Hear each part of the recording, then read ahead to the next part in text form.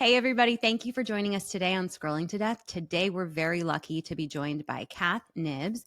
Cath is a psychotherapist, a human behavior technologist, an expert in online harm and cyber psychology. You're an author, you're a PhD candidate, a TEDx speaker, and on and on. So thank you for being here today, Cath. Thank you so much. And quickly glossing over that. Oh, that was a lot. Okay, so we got connected with Cath on LinkedIn recently. I've been especially interested in your posts around cyber trauma. And what really caught my eye is the guidance you've been giving parents in response to the really horrific content from the Israel-Hamas war that's all over social media. And we're going to talk about that today, but I'd love to back up first and get our listeners a little better acquainted with your thoughts around cyber trauma. So, as a society, our children are on screens from the time they are little babies, and screens are a normal part of their interactions. And can you start off with giving us insight into how children's development and attachments are changing with the constant presence of devices? Well, first of all, I would point people to the TEDx in terms of it's summarized very nicely on yes, we loved that video.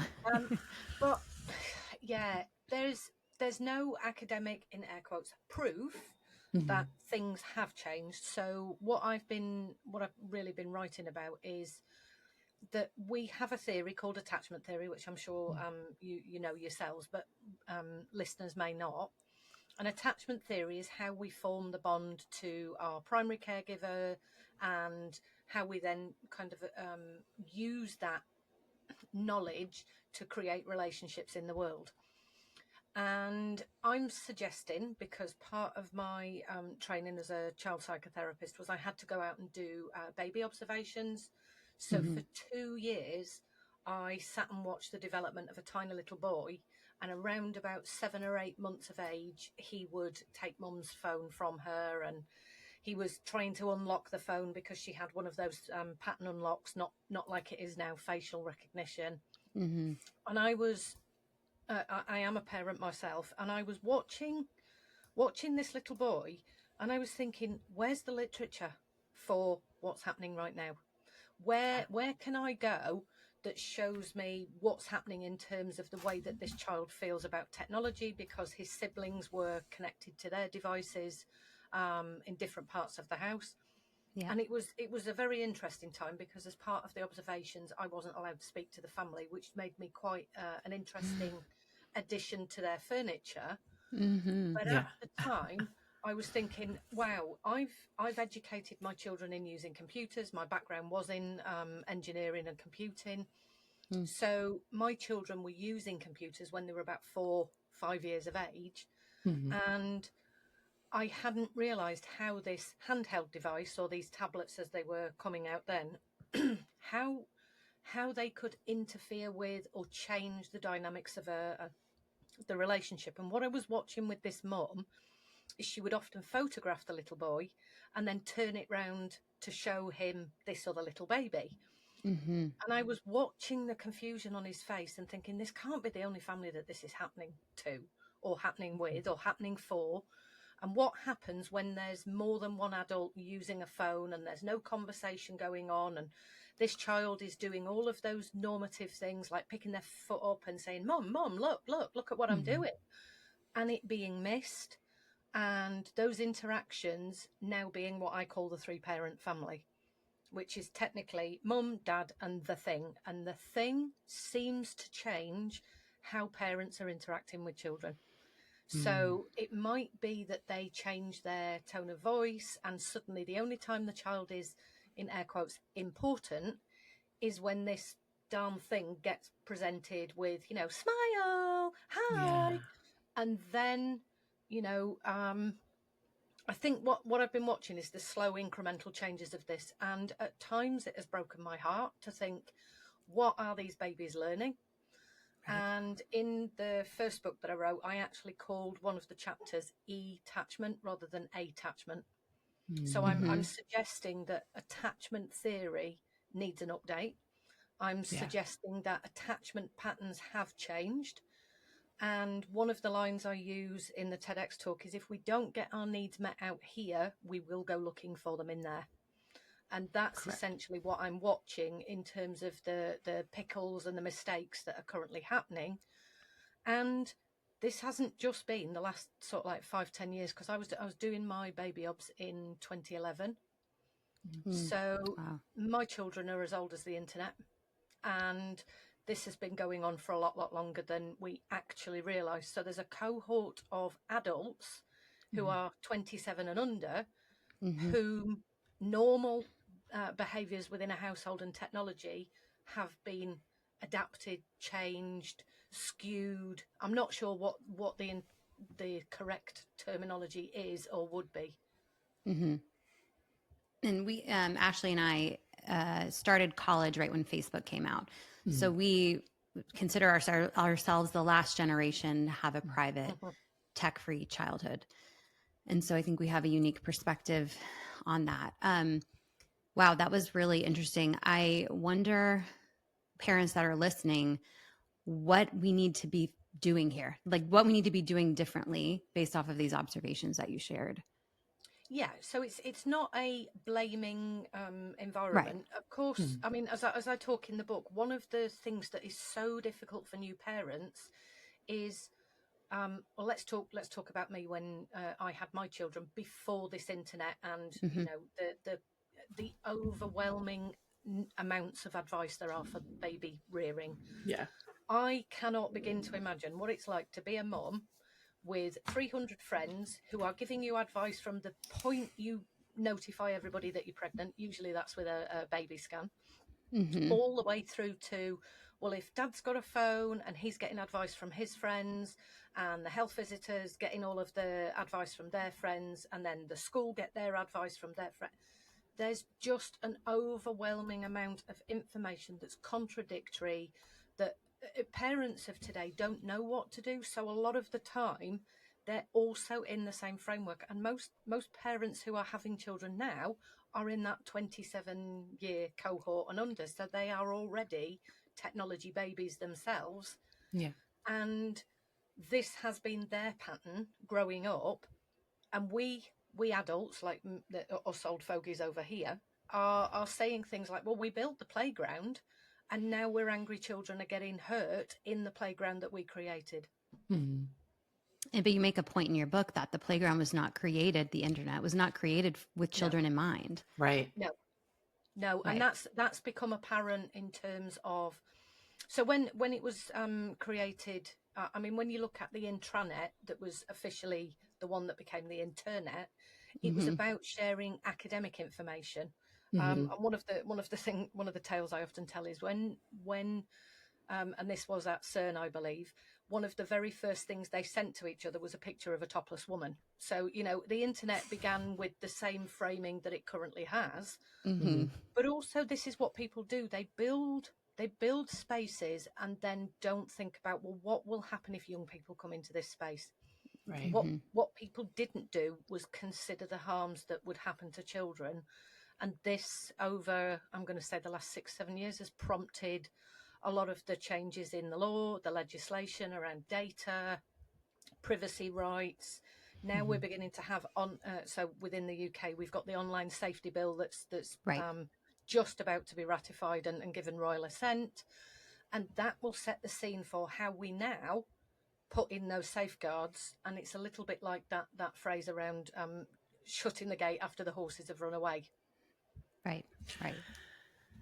Yeah. In your book, you mentioned, I loved how you said, we let the ever increasingly intelligent beast loose, and we are now attempting to tame it by creating more technology to fight with it. And just what you're saying, like we let the horses out. We didn't have the internet or social media with children in mind. And then now we're building more technology to then tame this. Yeah. And there will never be a technological solution for a human problem. Right. It's.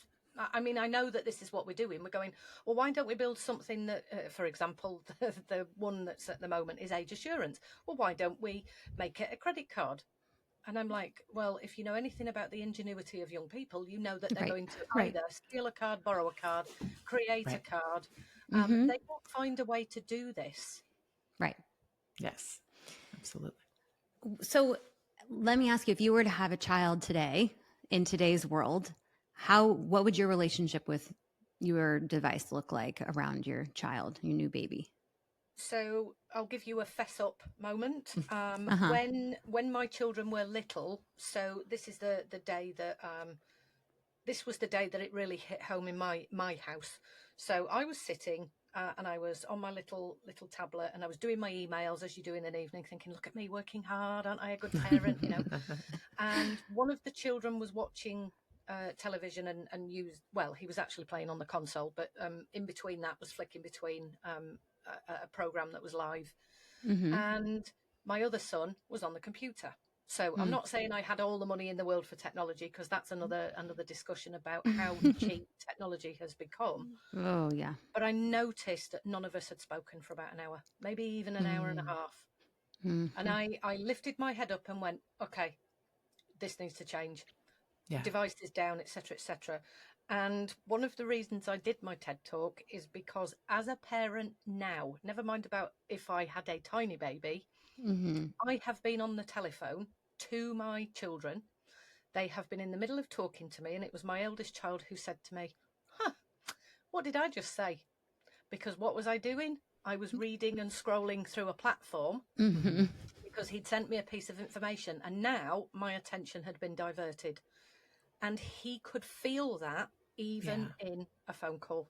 Wow. So it was his moment of berating me, is the word that I use. His moment of berating me that made me kind of think, even I'm not averse to this. Oh yeah.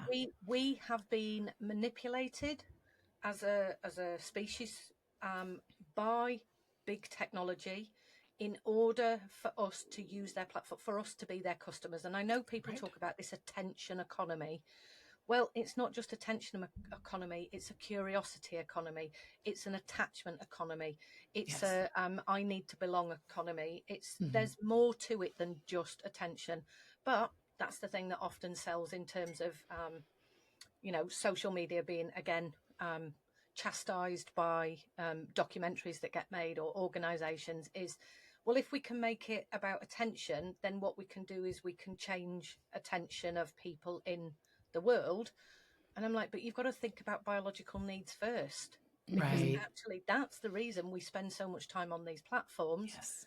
because we feel out of sorts and like we don't belong. Right. And we need to get our needs met somehow. Absolutely. I think one of the questions I have for you is, Cath, is how do parents explain to their preteens or teenagers that are just now, wanting social media because all their friends have it at school, or all their friends have it. So how do parents explain to their preteens and teenagers that social media is a place where it collects information, knows your habits and likes, and creates a perfect space for the future customer, them? So how do we explain that to a child that's age appropriate, that they could understand, right? Because in their heads, they just want it because their friends have it. They just want it to talk to their friends in a sense of belonging and get that need met, right? That recognition and to a sense of belonging. So how do So how do we do I that? would cut that clip that you just said. How do we say it about Yeah, they take our data? They do. I would say exactly that, Mm. because, I and love it. I do this with children in therapy, and I say, when has anybody had a conversation with you about these spaces and organisations? Because I generally refer to the porn industry when I'm talking in this way, but Mm-hmm.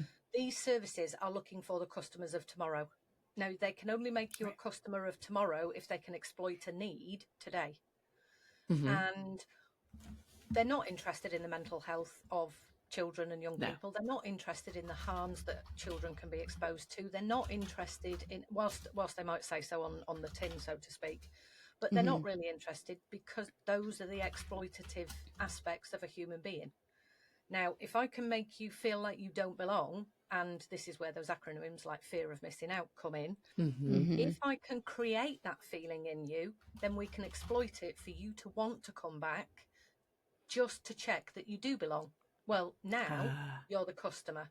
So a lot of the time I'm talking to the children and I say, okay, well, let's think about the real world, the corporeal, as I call it. If there's a group of children in a corner of a playground and they're all whispering, what is it like? What is a child likely to do? They're likely to navigate and either, hover about, interrupt. They might even create a space where they upset the group by, going in and pinching somebody up. They will do whatever they can in order to be part of that group. It's very rarely that a child will go, well, it's probably not about me, that's fine, and walk away. No, because they're egocentric. They think about, oh, it must be about me, right? Even adults do that. Yeah. Well, mainly it's the adult. Well, yeah, we are really saying it's mainly the adults that do that, especially in, I mean, what do they call them? Water cooler chats. If you see people gathered together because we have that fear of being extradited, and this goes all the way back to cave people times, it is in our DNA not to be excluded and rejected from the group.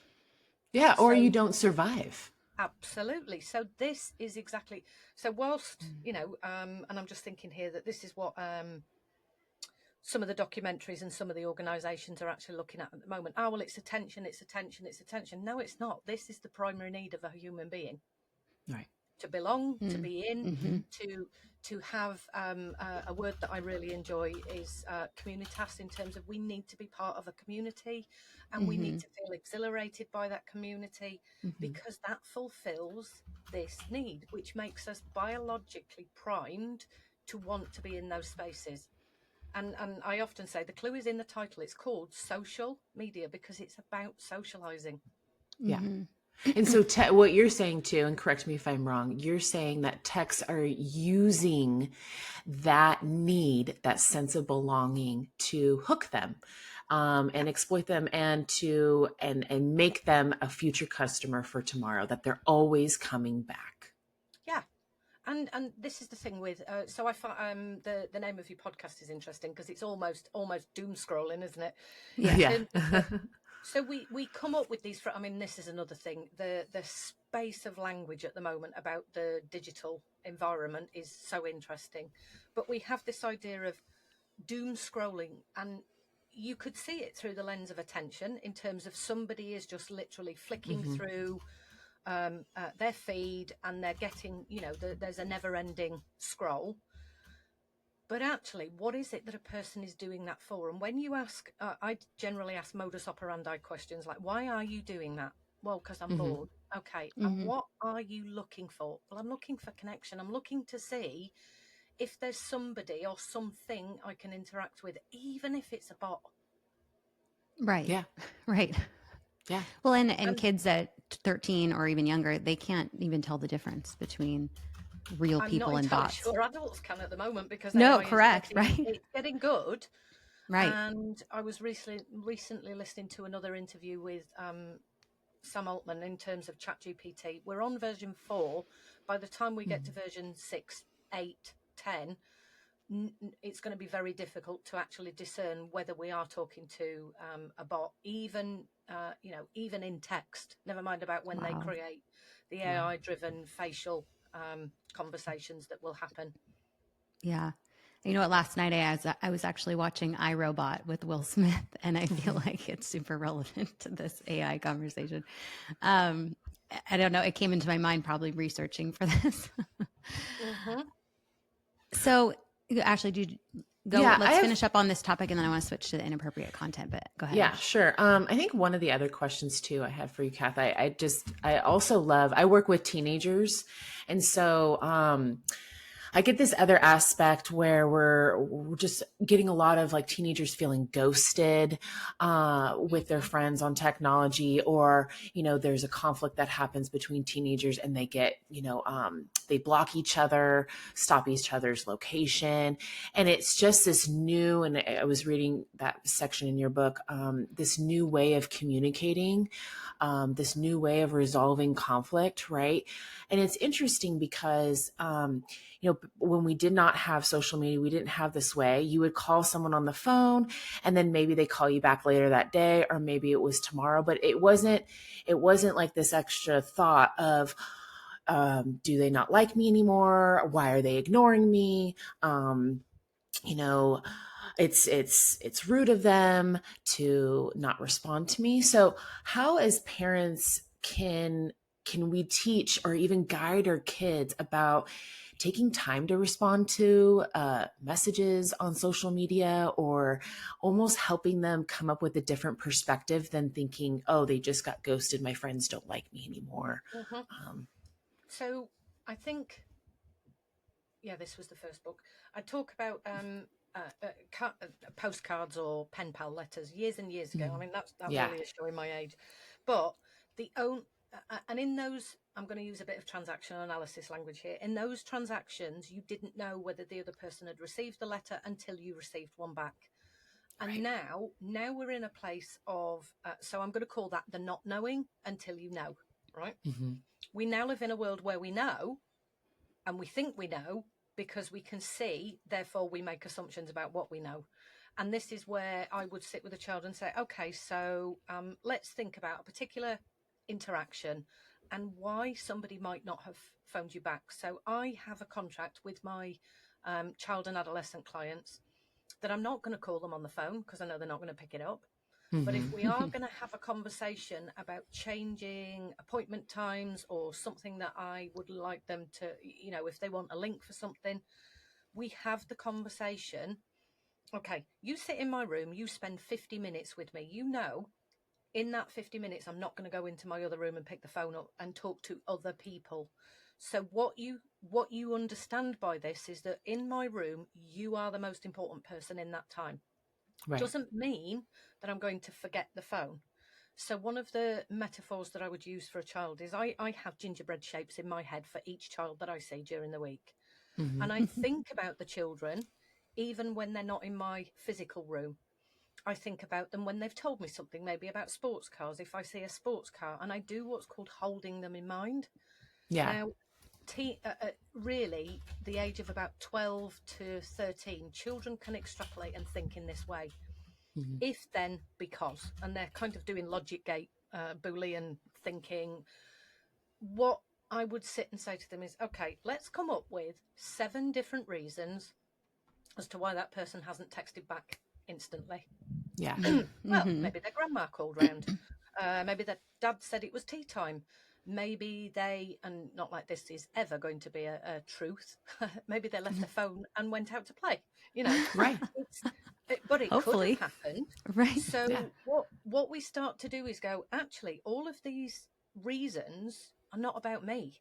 They're about the other person being busy or XYZing. And sometimes that's what children are missing in early life in terms of schools, but in terms of their way of thinking. And in psychology, it's called theory of mind or mentalization or empathy.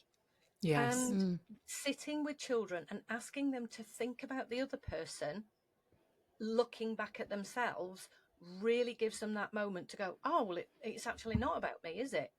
Yeah. However, and this is the comma, it might be.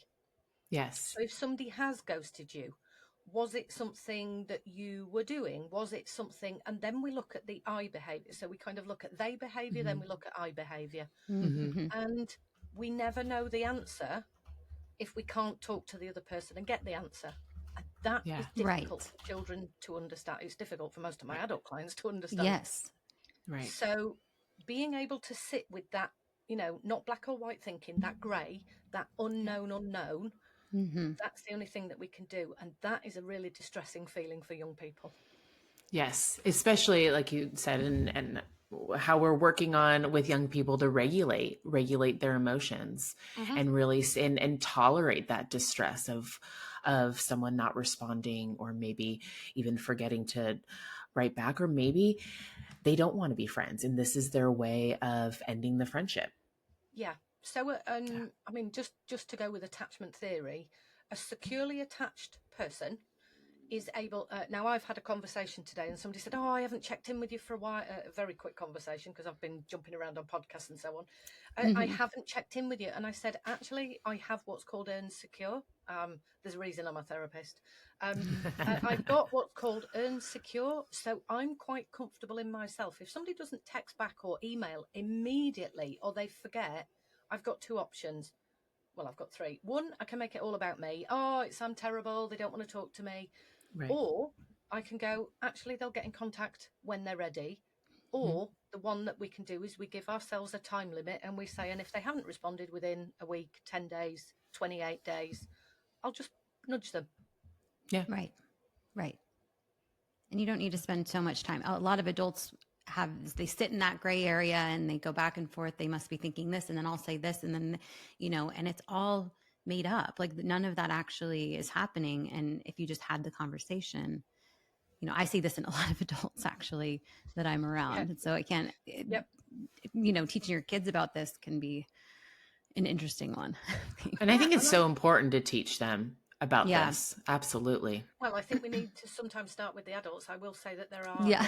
adult clients who are like, "Hi," and then some of the adults do what the children do, and I get the 3 question marks in a text message, and I'm like, "This isn't about this isn't about this is about anxiety. This is about Yes. not Right. having a secure attachment. This is so I don't get cross with people. I even yesterday, I texted my son at whatever time it was, about 9 o'clock in the morning. I got a response at 5:30.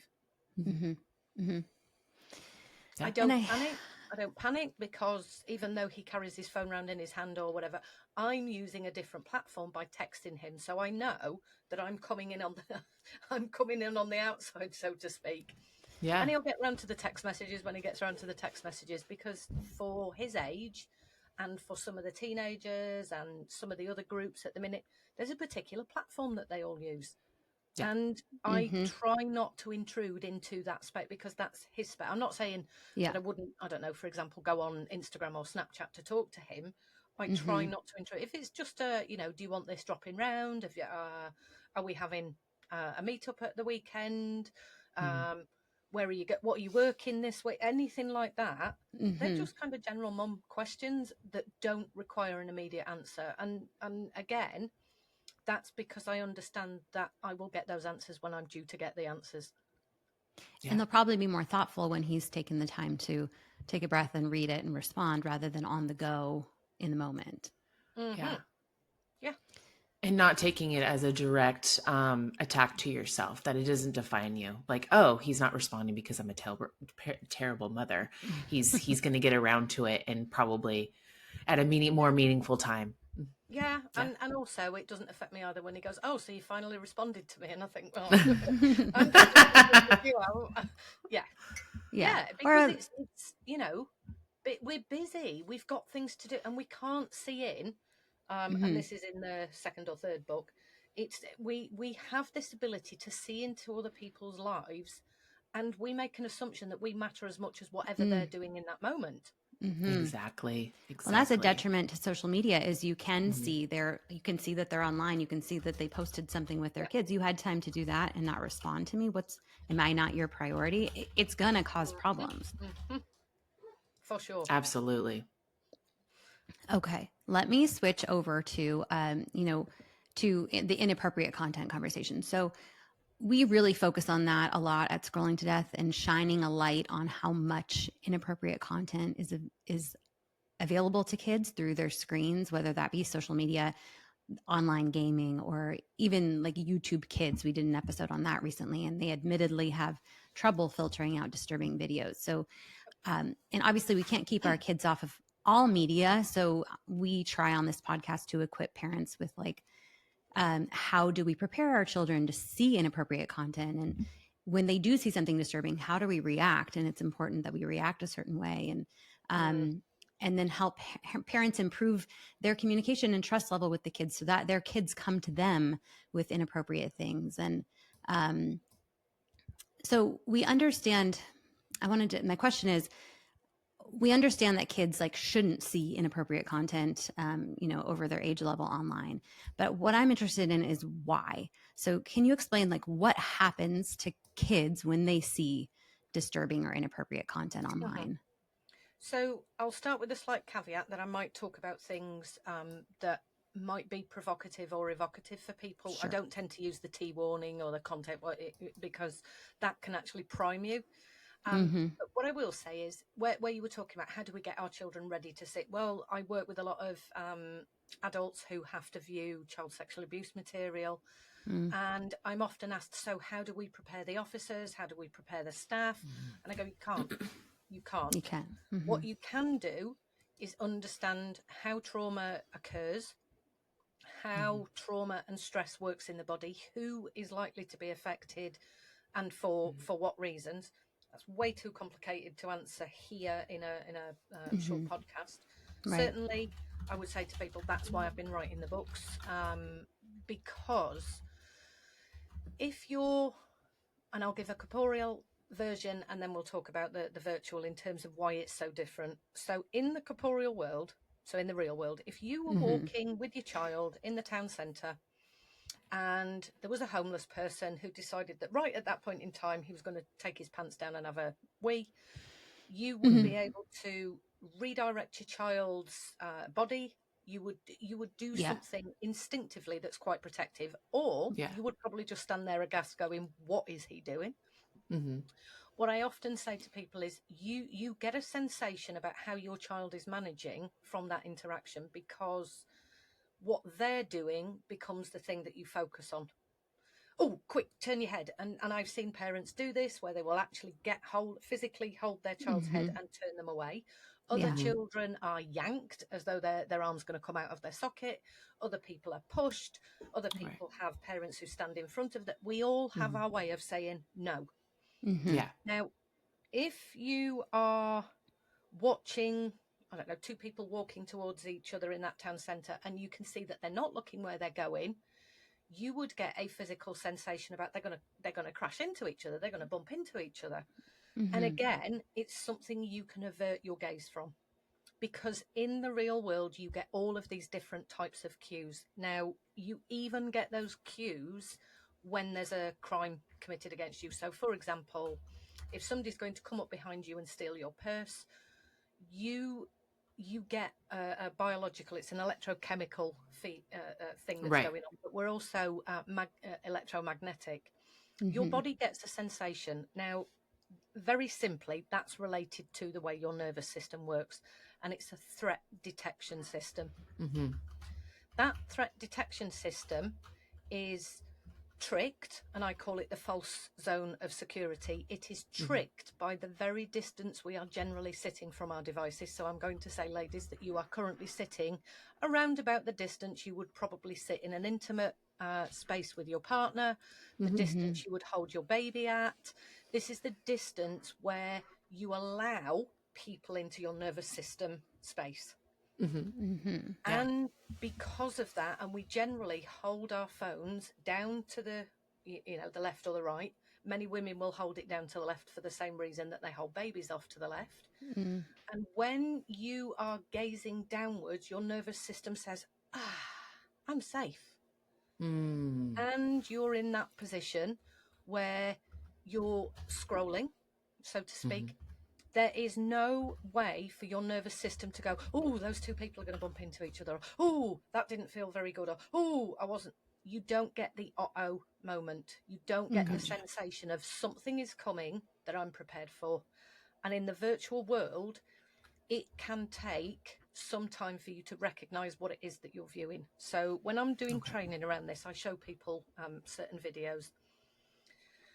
In cognitive neuroscience, we know that it's about 0.3 seconds for your brain to actually register an image and make a decision about what you need to do about it. And it's about half a second later that your cognitive brain at the very top says, oh, that was a picture of.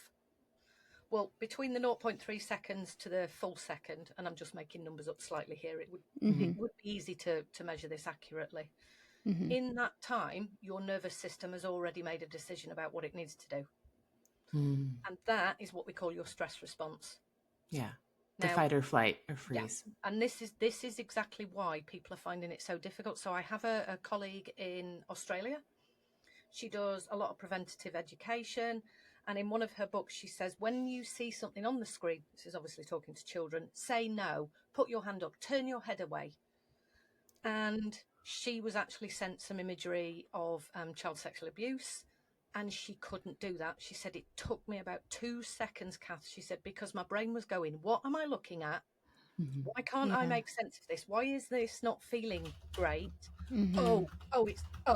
And that's when your brain starts to put it together to say, what you're feeling is because what you're viewing is. And you have to, I don't know, maybe a good idea is to give a metaphor of a film. You're kind of cascading through all of the files of all of the possible images this could actually be representative of. Right. And we are not prepared to be seeing this level of violence and sex and racism and stabbings. We're not prepared to be seeing this at this rate, because in the real world, it is unlikely we would see much of this on a daily basis at this number. Right. And it's taking, so when you're saying is when you're seeing threatening or aggressive or violent images online, it's taking longer for our brain to discriminate what to do, how to prepare for ourselves, and how to respond to that.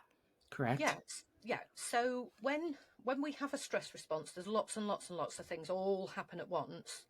You actually get, so Bessel van der Kolk talks about the brain being this kind of smoke detector, and the people in the town. Anyway, your brain has a response, but your body also has a response. Now, your body sends that information to your brain in what's called afferent nerves through this vagus nerve. And your body is already making a decision about, I need to get out of here. I need to run. And this is in the order of flight, then fight, then freeze. And if none of those work, we have another one, which is flop. Now, in that last state, that's where a lot of people end up with what I call saturation of the stress chemicals. This is saturation of cortisol. This is saturation of, I don't know what else I'm supposed to do. And this is why we can find ourselves seeing this material at such a rate. And there is a piece of research at the moment that's just been done in this country that shows that the number of children that are exposed to school fights, stabbings on a daily basis via Snapchat and TikTok is phenomenal.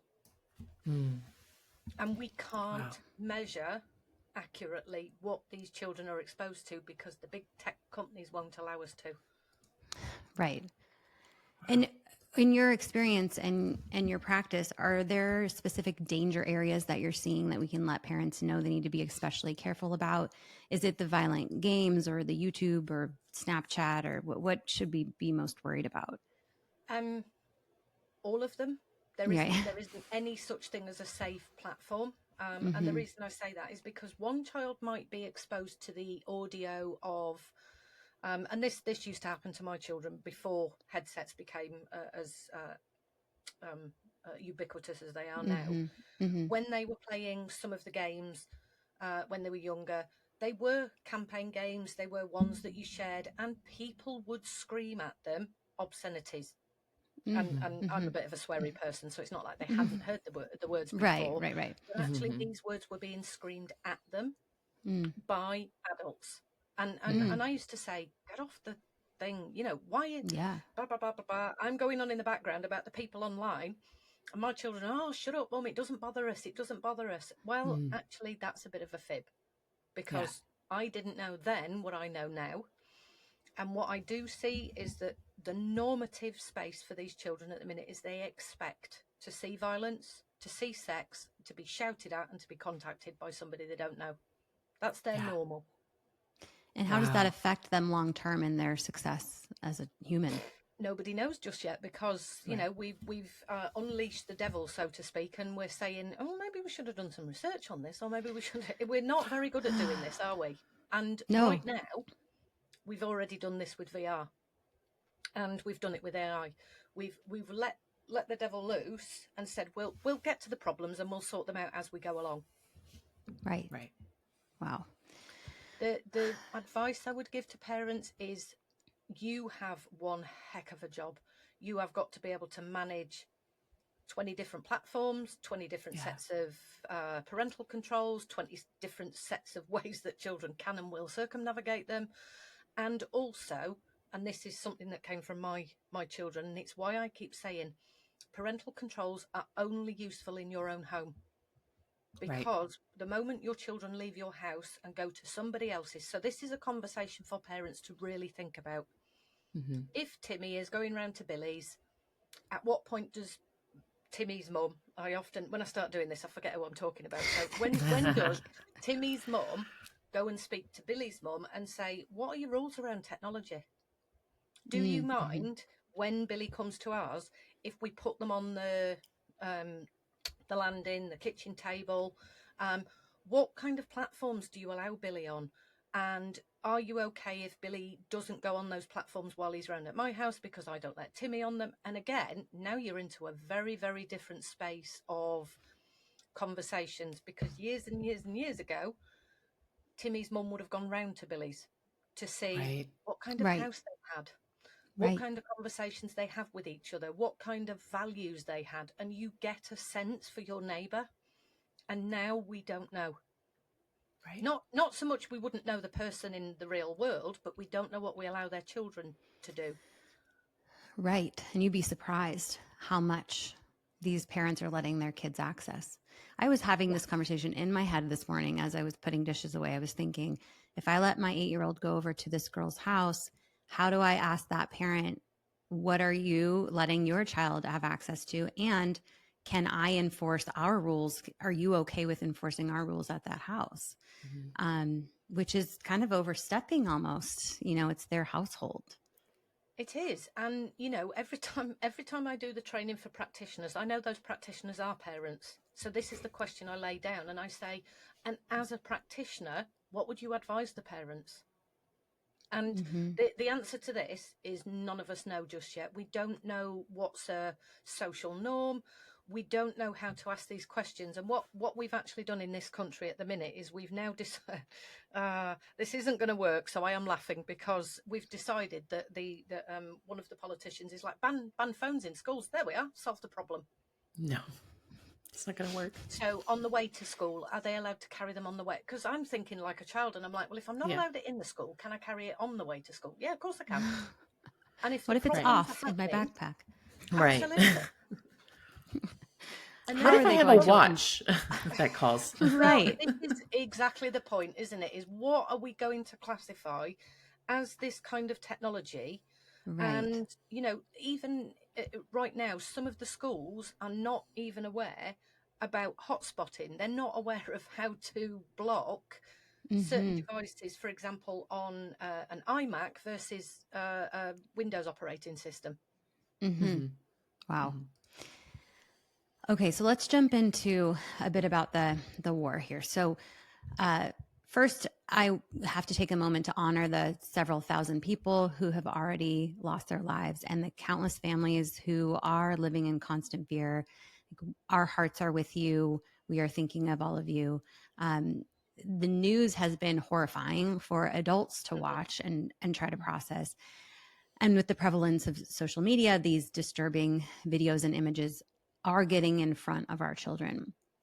So as a specialist in cyber trauma, we'd love to ask your advice on how to help parents approach this whole thing. So what do we do if we find our children watching war content online? So there is one drive in a human being, and it's called curiosity. And again, this is one of those exploitative mechanisms within technology, certainly on social media. Now, what is happening is we now live in a world where we have to, in air quotes, prove everything. And the young people will say, if it wasn't on social media, it didn't exist. Because in a young person's world, if you say, for example, and we've probably all been through that, don't touch that, it's hot. the child will touch it, because it's like, well, yeah, maybe you could be just telling me a bit of a fib. Right. So I need to get validation of my world. And this is why when children are little, we allow them to climb and bump themselves and, you know, be in the playgrounds and to navigate and to have learning spaces and learning moments. And, you know, we often call those consequences, and children learn through behaviour. What social media is actually doing at the moment is saying these terrible things are happening, and these terrible things are. And we have imagination, we can fill in the gaps with imagination. Those of us that are slightly older and have already seen images like this, so for me, I've seen lots of documentaries about many of the wars that have existed, and particularly in the US, there is a huge piece of media that we are all familiar with from 9/11. And what we know in terms of Bessel van der Kolk shared this, is the people most traumatized by that media were the homeless people who lived near shops that sold televisions, because they were being continuously exposed to the scenes and continuously watching what was occurring. And children process things in a different way, where they watch something and they might not comprehend exactly what it is they're watching. Right. However, when it comes to images of people and those people being hurt, or those people in pain, those people, sadly, the videos that are circulating, and they will get more and more, are those that are tortured, executed. That can be comprehended even by babies. Babies can recognize emotions. And whilst children feel slightly detached because they're not looking at somebody that they know, they are looking at images that are distressing. And if, for me, in all the time that I've talked about cyber trauma, it was actually this kind of material that put me into this space of calling it cyber trauma. So I'm not talking about two children, I don't know, throwing paper at each other. I'm talking about two children having fights, something that years ago used to be called happy slapping. Well, we're looking at war material. This is absolute atrocities of human harm, one person to another. We call this interpersonal conflict. And again, research shows children who live in houses where there's a domestic abuse and interpersonal conflict, they can and often do suffer with post-traumatic stress.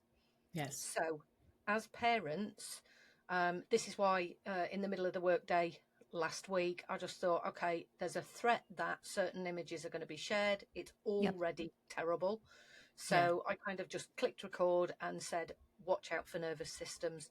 And again, it was only 2 minutes because the attention economy, she says in air quotes. But actually what I wanted to do was just put something out to say, I don't know what a child's reaction is going to be. What I do know is that nervous systems react in one of two ways. They either become hyper aroused or they become hypo aroused. And that's the stress response: fight, flight, freeze, and the opposite one, which is flop. And in all of the time that I've been a child therapist, what I tend to get are presentations of he won't go to sleep, he's up and down to the toilet all night, or she's in the bed with me, or she keeps crying, or and this is what parents say, and I say, okay, there's the response. That's what we need to look for. That change in behavior, that change in wanting to know stuff. And children ask why. Right. We're built to ask those questions. Sadly, we tend to shut them down very quickly because I said so. Right. And that leaves children who have been in a world where they've been told they can't ask why questions to not then ask why questions. And we need to explain what's going on to them in a way that they can manage. So they can process that. Yes. So they don't hold on to that stress response. They're able to process it and work through it. And it's a very difficult concept, and most of us don't get exposed to this until we're much older in terms of trauma. But the world can be terrible, and people can do really terrible things to each other. And those terrible things are now becoming a reality for young people.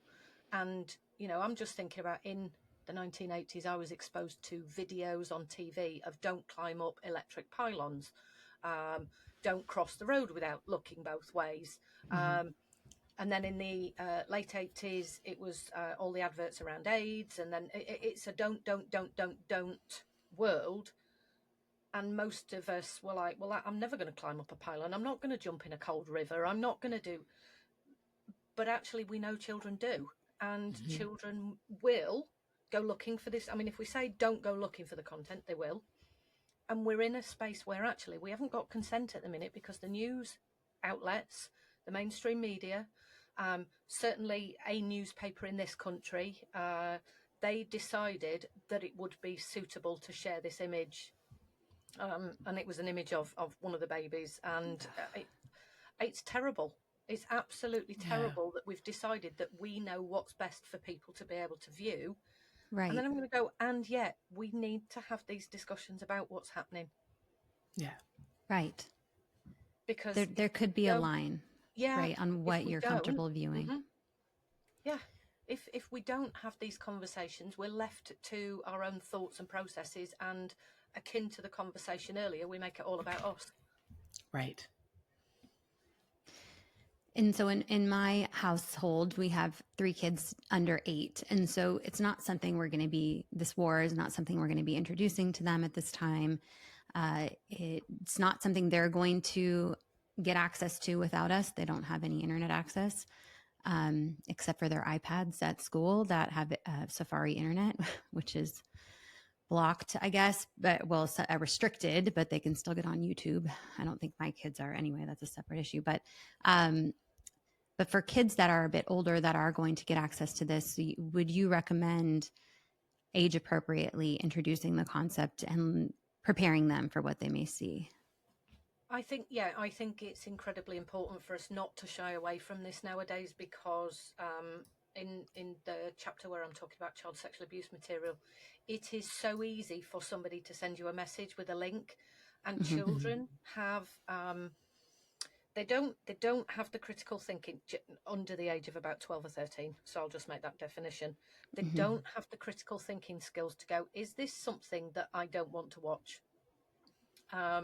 If they are on social media, they might not have autoplay turned off. They might be exposed to it by friends on the bus on the way to school going, oh my God, do you know about and have you seen? Because that's what we do about our local neighbourhoods. Oh my goodness, gossip. Right. And this is something that children will be trying to understand. And I would certainly say all questions are relevant. Why is somebody doing that? We can answer, and this is probably going to shock a few parents, we can answer, I don't know. Right. We don't have to have all of the answers. And when we say, I don't know, we can also put our own empathic, compassionate ending on it, which is, and that frightens me as a grown-up as well. So I suspect that you might be feeling the same way. And actually, it's okay for us to talk about being frightened, and it's okay for us to know that we don't understand why this is happening. Sadly, at the minute, there's a lot of misinformation and disinformation, but there's also something called malinformation that isn't talked about enough. And that's where the truth is exacerbated. And, AI is now scanning some of this information to say, well, actually, this is a made up video. This is a video from 10 years ago. This is a video that isn't even from this conflict. And that's also very difficult for children to do. I mean, it's difficult for me at times, because I'm just like, am I watching or reading something? Should I say, am I reading something that is true? Or is this a spin that somebody's put on it for those reasons of misinformation, disinformation, or malinformation? Right. And you want to be informed, but it's confusing what you're reading and what's fact. And let me put my spin on it for the parents, so that the parents can do this. And I am struggling to understand this stuff. Yeah. I don't know who's telling the truth, what the truth actually is, if there is a truth. And as a grown-up, I am struggling with this space of digital technology. I struggle with whether I am reading something that has truth in it, or whether it is being told by somebody who is truthful. Does that make sense? So Mhm. again, Yes. I have to take my time with information, and in a world that's spinning it out like those card dealers at the casinos, I can't keep up with it. So it's okay to not be 100% certain about what's happening. You said something in your book which I thought it's really interesting. We're now today consuming as much information every day as a person in the 1400s would consume in their whole lifetime. Like, how are we doing Allegedly this? so. Allegedly. That's just insane to think about. Yeah, When there's lots of figures on the internet. You can go and read about this, and right, lots of diagrams. I think, who did I get that from? Was it Tim you Urban? quote, That might have been a yeah, great book. yeah, Why? it had a source. I'll share it. I had a question about my kids and I love to watch movies together, and they'll watch, I'll let them watch things like Lord of the Rings, or even like we watched Avatar with the older ones. And there's some violent things in Avatar specifically, and war scenes. So should we be limiting our children's exposure to this violent content for entertainment and video games and movies? And how do we prepare them to understand the difference between real life entertainment, real life violence, and entertainment violence? Well, I mean, this is a good example. Tom and Jerry. Okay, Tom and Mhm. Jerry is incredibly violent, right? Yeah. Now Yeah. we all watched. So one of the things I did with my children is, again, you have to guess as a parent about, are they ready to watch? And there were limitations on, no, you can't watch that yet. There's a reason there's a 12, 16, 18 rating as they are in this country. So I think you've got your different rating systems in the US. But there is something about, you make an educated guess about whether your child is capable of watching something. But also, we tend to watch with them, so we can detect, if they're struggling, Right. or if they're hiding behind the pillow or the settee, or behind the hands. But actually, there is something positive about being exposed to something that you didn't know if you could tolerate it, but somebody was there to help you tolerate it. We call this co-regulation. Right. That allows you to then self-regulate. So for many of us in kind of my childhood era, it was Doctor Who with the Daleks. And there was something about, some children were absolutely terrified of Doctor Who's Daleks and other people weren't. And one of the things I did with my children is talked about, so aliens are not real. If we watch something with aliens in, and we know that this is a cartoon, and well, I now know that children process cartoon images. Usually, I'd say under the age of about 8, they can process cartoon images in exactly the same way we process real life type images, because children cannot discern. That capability comes through a stage where they start to learn about fantasy and reality. And this is why, for some children, they might be watching, I don't know, Scooby-Doo, Tom and Jerry, and something in that movie. So one of my children didn't like the ending of Who Framed Roger Rabbit, because it was kind of cartoon, Right. it was when Christopher Lloyd's eyes popped out, Yeah. because that was the cartoon aspect of it on a real life figure. So we had Confusing. conversations about, nobody's eyes can really do that. And what we won't do is, we won't find programs like that are scary, and we'll have conversations about that. But one of the things we have all done, no doubt, is all watch that horror movie that we shouldn't have watched when we were somewhere in the region of between 9 and 14. And it's the one that stays in our head. Mine was Jaws. Blair Witch Project. Jaws. Jaws is, as I repeatedly say, the worst horror movie ever invented. Yes. My dad was so scared of sharks. I'm still to this day scared of sharks. I will not go in the ocean and go swimming and snorkeling in the ocean. No, thank you. No. My dad said he will take me to go see Jurassic Park if I can get through Jaws. And so we watched Jaws first, and then he took me to the theater to see Jurassic Park. No. Jaws was so scary for me. I remember I had a twin bed, and I had dark carpet, and I remember as a kid like being in the middle of my bed like a pencil, because I just had these like thoughts that a shark was going to come up and get me, in the middle of the night. Like I would have these like dreams or like thoughts for sure. So that example is really, really good of something that is completely impossible being possible in the mind of a child. Yeah. And that's Totally. one of the things is, whilst we're saying, well, children, they're not really seeing much of it, or it was the only way to describe it is it was a still image of a child that had been killed. And often we say, well, there wasn't anything in it. It was a photograph. Mm-hmm. Actually, that child can insert any kind of imagination in, Right. like you talked about there. There's no such thing as sharks in bedroom carpets at all, ever, that I am aware of. But it didn't stop you actually, as that young child, thinking, well, actually, that could be a possibility because maybe my parents did lie. Yeah. And Totally. maybe 100%. Until I got to be an adult, I was like, oh, that was fake. That wasn't even a real shark.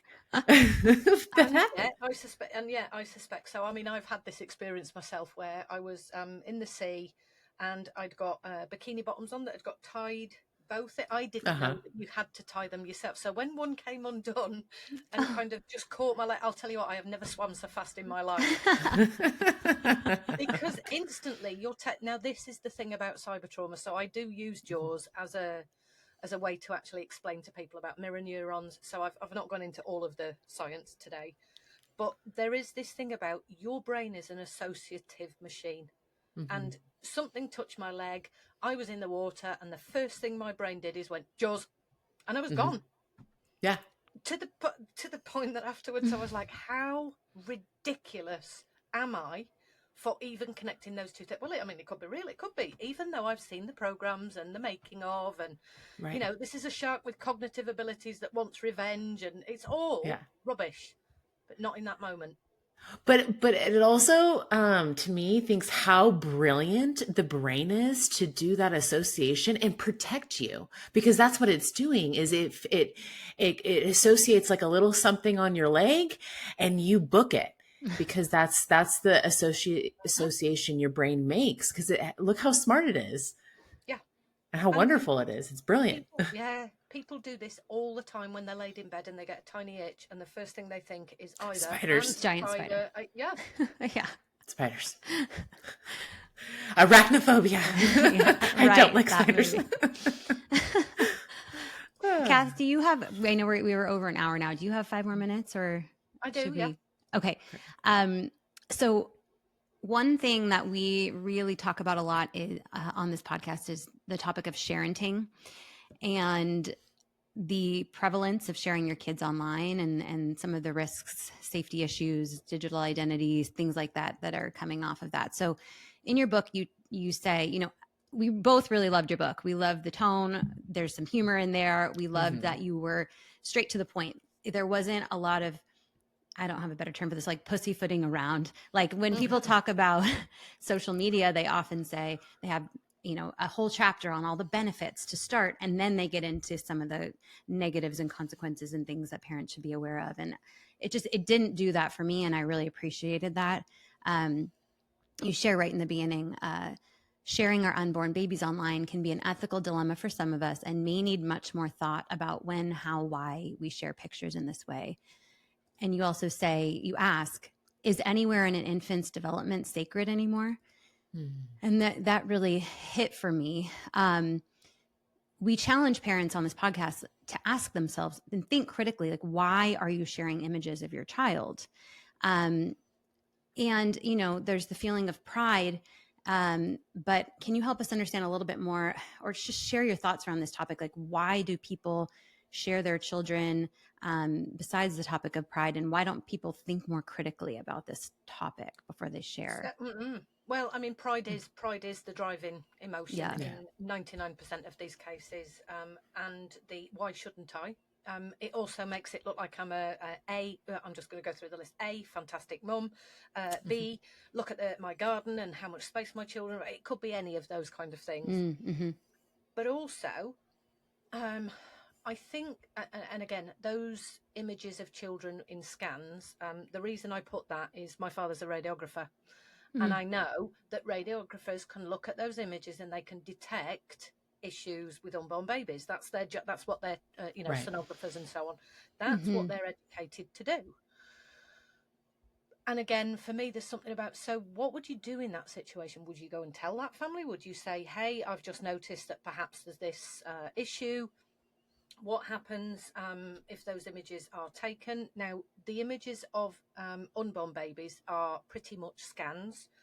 What worries me, mainly because I talk to and work with lots of professionals in and around the world of child sexual abuse material, and this is going to sound frightening to a lot of parents, is any of those images of children can be captured by any one of your social media friends, because we don't always know who is who. And I'm not just talking here about, well, that's my uncle, that's my friend. The world of child sexual abuse material is increasing rapidly at a rate that it is terrifying. It is terrifying, and I'm not going to go into it too much.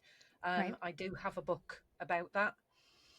Okay, but we'll link to it in the episode there is notes. also I don't know what we call this now, an epidemic of images of children being taken, manipulated, and put onto bodies of other children or bodies of AI children, excuse me, in order for the perpetrators of crimes against children to create material that satisfies their needs. That is the biggest reason for not sharing pictures of your children. And that would be the primary reason. And if you really, really want to show people pictures of your children growing up, put them in I think I talk about this, put them in a photograph album and show them to your family and friends. Right. Social media is not a space for images of children to be shared for the reasons that I've given. Right. And AI and facial recognition data has been scanning those images for a long time. There is a lot of information collected about your child who isn't even an adult yet. Yeah. And Absolutely. they are scary things for me to say, but those are really big, important reasons. And I know some people will be, screw you, Cath, I'll do what I'm going to do. And, nobody's going to get pictures of my children because I've got a lockdown Facebook account. And it's not about anybody being a bad parent. It's about, we cannot trust people in this world not to want to harm children. Right. And that is so unfortunate, but so true. And we did a full episode on sharenting, and we did highlight a lot of that research that you mentioned. We shared specific stories of people here in the US that have had their children's photos taken by people that they know from their private Facebook account or private Instagram and placed on these websites. And one point Ashley made recently was that we as parents don't get any notification that these photos are being stolen. There's children up on these sites that the parents have no idea. And so and many of us in the real world would be appalled if somebody was taking a picture of our child in a public park. The first thing we would say is, what are you doing? Why are you taking? Right. But who are you? We haven't put that thinking to the social media space, because so the metaphor, and it is the best metaphor I've got. I know Elon Musk talks about the town hall. I talk about the city park. Many people know what a city park is like. And there are areas of this social media city park where people are taking drugs and people are taking pictures of children, but people are also hurting children, and people have sinister things that make them happy. I'm keeping this as clean as I can. Right. And if you knew those people existed in that park, you would never allow your children into that park, or you would hold their hand all the way through it until they were 14, 15, 16, 17 and had the skills to navigate the city park. Amazing analogy. I couldn't have said it better myself. And I think parents will really connect with that. And I appreciate you sharing on that subject. It's very important. It's the most, to be honest, Nicki, it's the most difficult topic at the moment. Now, my research tends to be around the graphic, violent images, but the child sexual abuse imagery, I was recently down at keynoting at a conference, and some of the figures actually made me cry. I'm not going to deny and I have had that response in terms of the images at the moment. But I actually went back to the hotel room and I was like, what is happening? This is insurmountable at the moment. And the only way we can change that is by getting parents to protect their children. Because if they thought that image of their child was equivalent to a person rocking up to their house and saying, can I just take a picture of your child? You would say, why? What for? Yeah. You would be on the phone to the local police department. There's a really weird person at my porch. Yeah. And we often do that thing where we say, but I can trust everybody on my Facebook account. Is that the disconnect, that they just find it, that they think private is private and that they trust everyone? Like, why, where's the disconnect here, really? Yeah, and there's a phrase in a lot of the child sexual abuse conference, whenever these places take part, wherever there are parents, wherever there are children and wherever there are adults, there will always be people trying to exploit those children. And in child sexual abuse imagery, a lot of those images are children being abused by parents. Okay. Parents need to know about this so that they can make a critical decision. So it's really important to share, no matter how uncomfortable. Yeah, and it does leave a lot of people going, right, that's it. And doing a cleanse of your social media to remove those pictures of your children is not a bad idea. Right. Because that's about protecting your children. And actually, as a parent, that's what you want to do. Mm-hmm. And it's time consuming to do that. I know parents that have reached out to me that spent the time doing it and it took them days to do it. The social media companies don't make it easy to take content down. No, because kid content on their platforms gets a ton of engagement and they want that content on there because those are their future customers. Yep.